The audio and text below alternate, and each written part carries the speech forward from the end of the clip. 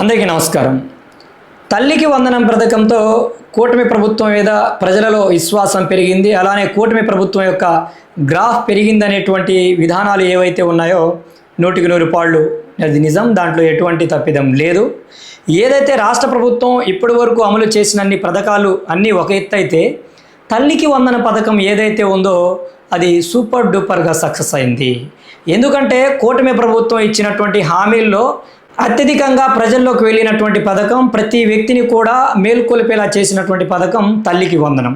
అయితే గతంలో ఆంధ్రప్రదేశ్ రాష్ట్రంలో అధికారంలో ఉన్నటువంటి వైఎస్ఆర్ కాంగ్రెస్ పార్టీ ప్రభుత్వం కూడా ఏదైతే విద్యను అభ్యసిస్తున్నటువంటి ప్రతి విద్యార్థికి 1వ తరగతి నుంచి ఇంటర్మీడియట్ ఉన్నటువంటి ప్రతి విద్యార్థికి ఏదైతే అమ్మఒడి పథకం కింద సంవత్సరానికి ఒక్కొక్క విద్యార్థికి 15,000 రూపాయలు ఇస్తామని ప్రభుత్వం అధికారంలో రాగానే ఈ పథకాన్ని అమలు పరుస్తామని ఆనాడు హామీ ఇచ్చినటువంటి వైఎస్ జగన్మోహన్ రెడ్డి గారు ఏదైతే వైఎస్ఆర్ కాంగ్రెస్ పార్టీ ప్రభుత్వం అధికారంలో వచ్చిన తర్వాత మాట తప్పి మడమ తిప్పి ఏదైతే కుటుంబంలో ఒక్కరికి మాత్రమే అమ్మఒడి పథకం కింద డబ్బులను ఇస్తాము, ఎందుకంటే రాష్ట్రం యొక్క ఆర్థిక పరిస్థితి బాగాలేదు, మేము అందరికీ ఇస్తామని ఎక్కడా చెప్పలేదనే విధంగా ప్రజలను బుకాయించేటువంటి ప్రయత్నం చేశారు ఆనాడు ఉన్నటువంటి వైఎస్ఆర్ కాంగ్రెస్ పార్టీకి చెందినటువంటి నాయకులు కావచ్చు, ఇంక్లూడింగ్ ఆనాడు ఉన్నటువంటి ముఖ్యమంత్రి వైఎస్ జగన్మోహన్ రెడ్డి గారు.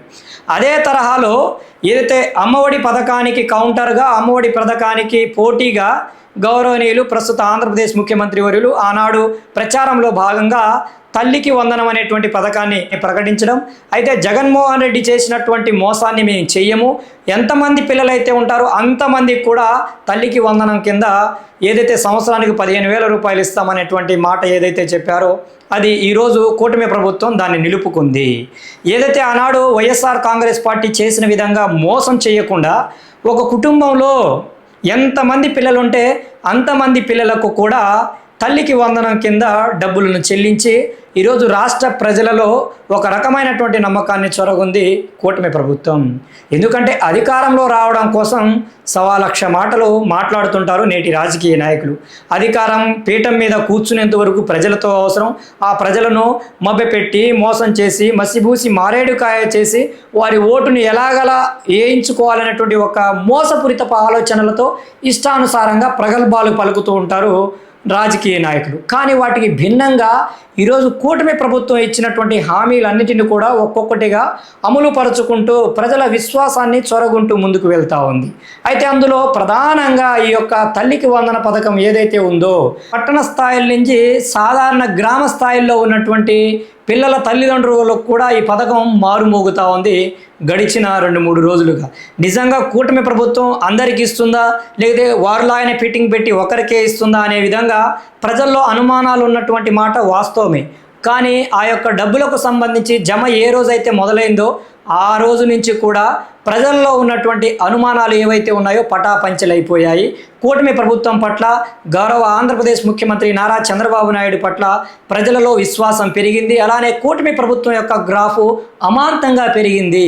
మొన్నటి వరకు కొన్ని అంశాల్లో అక్కడ చిన్న చిన్న పొరపాట్లు జరిగినప్పటికీ ఆ పొరపాట్లను సరిదిద్దుకునే విధంగా, అలాంటి పొరపాట్లను పునరావృతం కాకుండా అలాంటి పొరపాట్లను ప్రజల మనసుల నుంచి తొలగించడం కోసం ఏదైతే ఈ తల్లికి వందన పథకం యొక్క అమలు తీరు ఏదైతే ఉందో ఈ అమలు తీరుతో రాష్ట్ర వ్యాప్తంగా కూడా అమాంతంగా కూటమి నాయకుల మీద, ఏదైతే చంద్రబాబు నాయుడు గారి మీద, ఉప ముఖ్యమంత్రి పవన్ కళ్యాణ్ గారి మీద, నారా లోకేష్ గారి మీద, ఇలా కూటమికి పార్టీ చెందినటువంటి ప్రతి నాయకుడి మీద ప్రజలలో గౌరవం పెరిగింది. వారు ఇచ్చినటువంటి హామీని నెరవేర్చుకున్నారనే విధంగా ప్రజలు ఈరోజు కూటమి ప్రభుత్వాన్ని విశ్వసిస్తూ ఉన్నారు.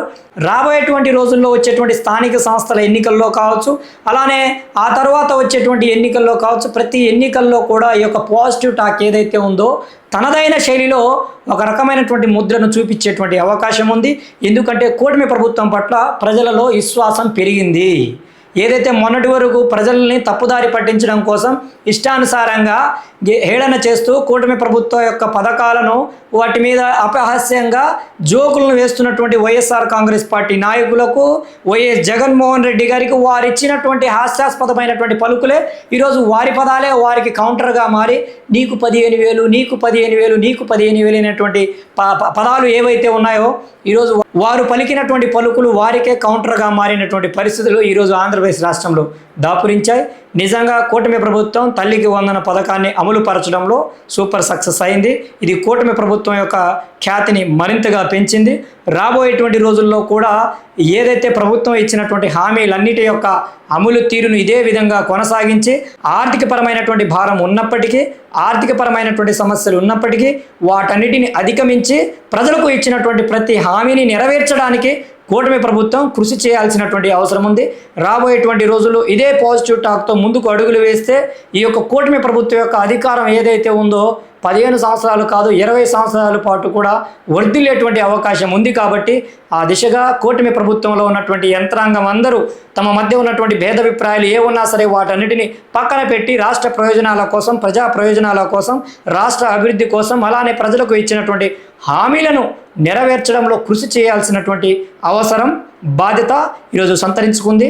అలానే రాష్ట్ర వ్యాప్తంగా కూటమి ప్రభుత్వం మీద ప్రజల్లో విశ్వాసం పెరిగింది. కాబట్టి అక్కడక్కడ కొంతమంది శాసనసభ్యులు కొంత ప్రజా వ్యతిరేక కార్యక్రమాలకు పాల్పడుతూ ఉన్నారు. వారు కూడా వారి వ్యవహార శైలిని మార్చుకొని ప్రజల నమ్మకాన్ని, ప్రజల గౌరవాన్ని చొరగొని కూటమి ప్రభుత్వం యొక్క గౌరవ ప్రతిష్టలను పెంచే విధంగా వ్యవహరించాలని నేను వారికి విజ్ఞప్తిని చేస్తూ ఉన్నాను. జై భీమ్, జై భారత్, జై హింద్.